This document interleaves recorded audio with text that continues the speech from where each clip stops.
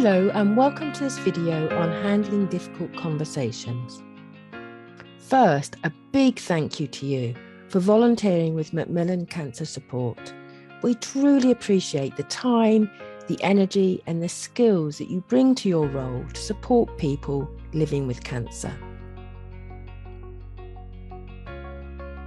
We've created this video as part of a series for those volunteers who support other volunteers.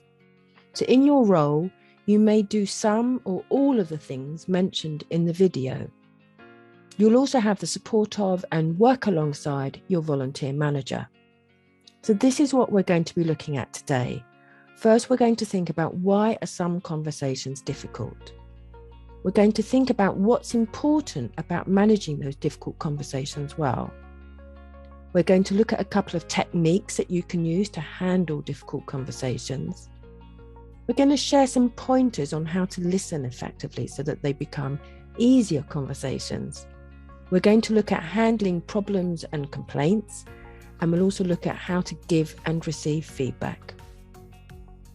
But let's start by taking a moment to think about the reasons that you think it's important to handle difficult conversations well.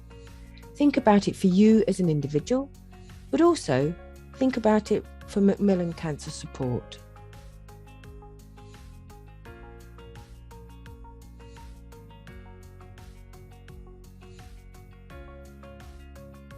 So these are some of the ideas that we came up with, and you've probably got some of your own too.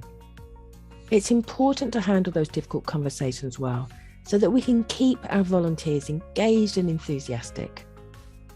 It's really important to us that people feel listened to and respected. We want to retain the public support. It's a way of improving the way that we do things. It gives us fresh ideas, fresh perspectives on things, and it helps to maintain our good reputation. You might encounter difficult conversations with members of the public at events, or with other volunteers, or even when you want to discuss something with your volunteer manager. A volunteer might not be happy with the shift or the role that they've been assigned. There might be a disagreement about how to use funds raised, or perhaps not all volunteers agree with a specific Macmillan policy. Sometimes difficult conversations just happen. For example, a member of the public comes up to you complaining about a road closure at the Brighton Marathon, or a person starts to share their personal experiences of living with cancer when they see you wearing a Macmillan t-shirt at an event. Other times, you might be able to plan and prepare for the conversation. I'd like you to take a moment then to think about a time when you had a difficult conversation. Think about who you were with, where you were at the time. Was it a conversation that just happened, or was it one that you'd planned and prepared for? And how did it feel while you were in that difficult conversation?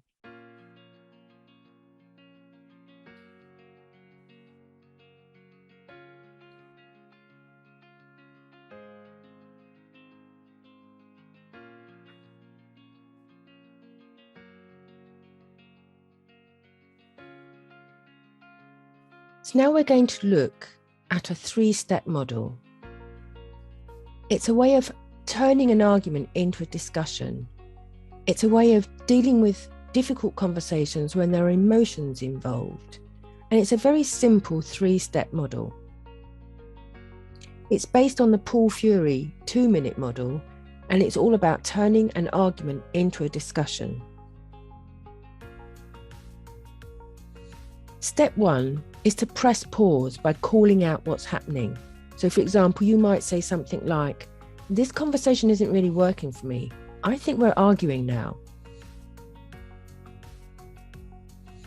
Step 2 is to decide who needs help first.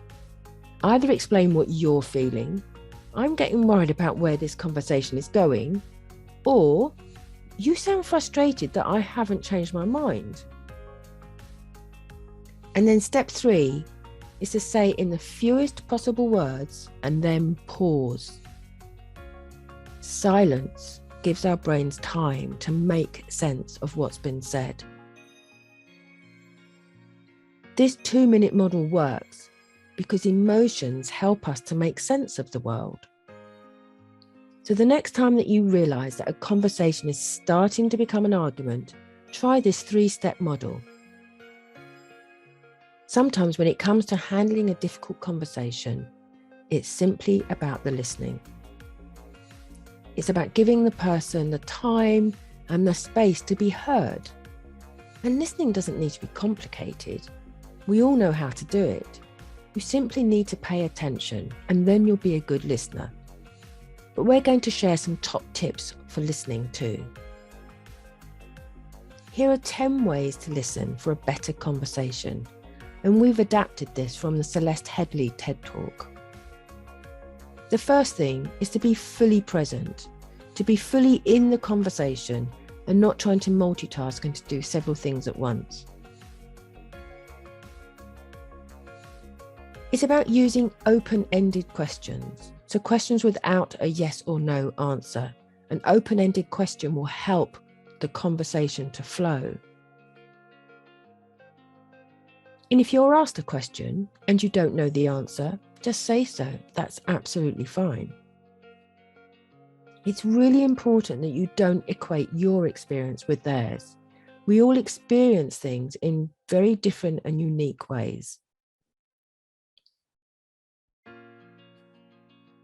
It's an opportunity to acknowledge the issue, to acknowledge the frustration and the emotion that that person might be feeling. And when you listen, it's about listening to understand rather than listening so that you can jump in with the next response or to jump in with a question. The next thing is to go with the flow. Allow the conversation to take its direction from the person who's doing the talking. You don't have to control the conversation. You can just go with the flow. And particularly when you're handling a difficult conversation, it's important to try and stay calm and to be kind. Remember, we all experience things in different ways, and we don't know what sort of day that person has had. And then finally, tell the person what you can do, not what you can't. Handling complaints. Think about the last time that you made a complaint. What helped the situation and what made it worse? So here are our top tips on how to handle the conversation when there's a problem or someone is unhappy about something and wants to make a complaint. The first thing, as much as possible, is to try and stay calm.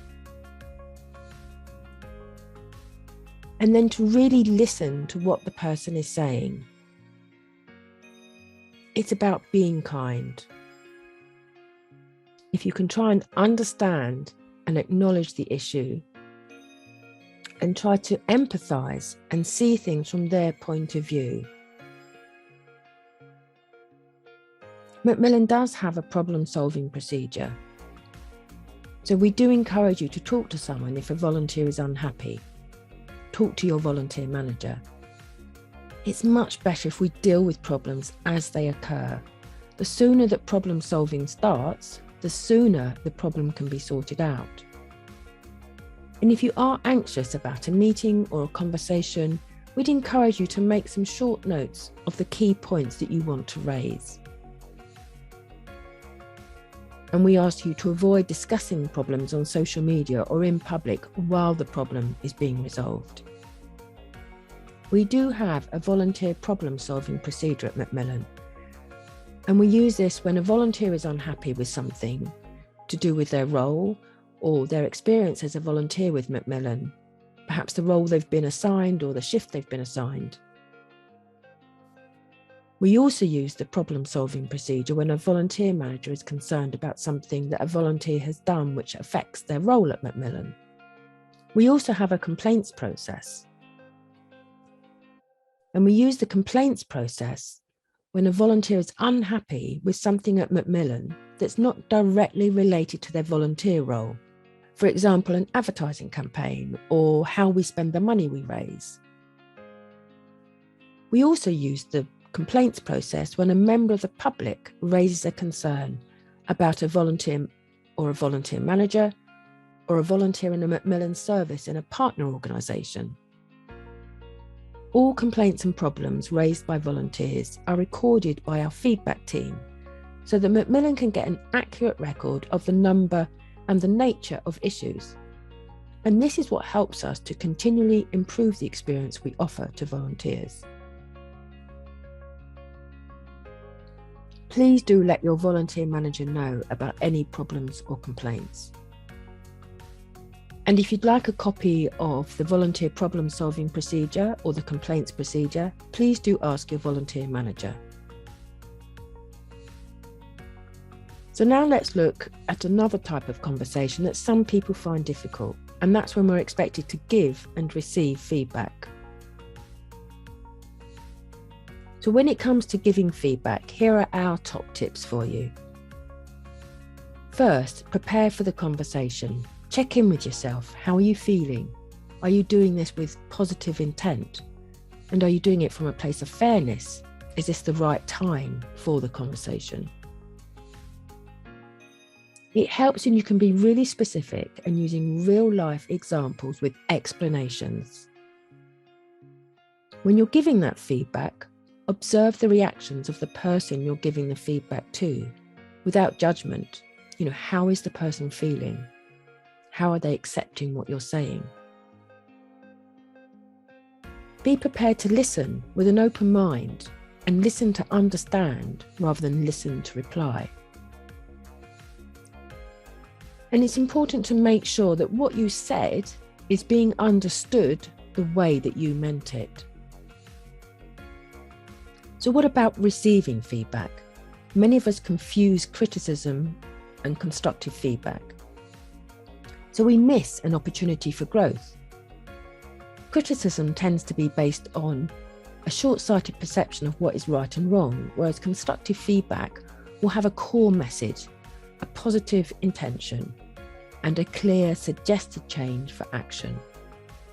Often constructive feedback is a thoughtful response, whereas criticism is often reactionary.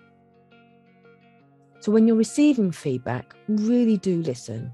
I know that's harder than it sounds because our normal instinct is to be defensive.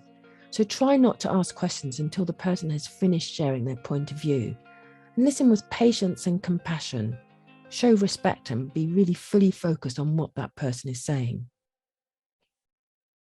After the feedback's been shared, acknowledge it by confirming what you heard.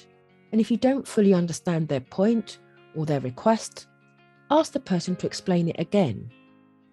Think about it as if you're getting the feedback on behalf of a friend and you want to have that clarity to pass on the message.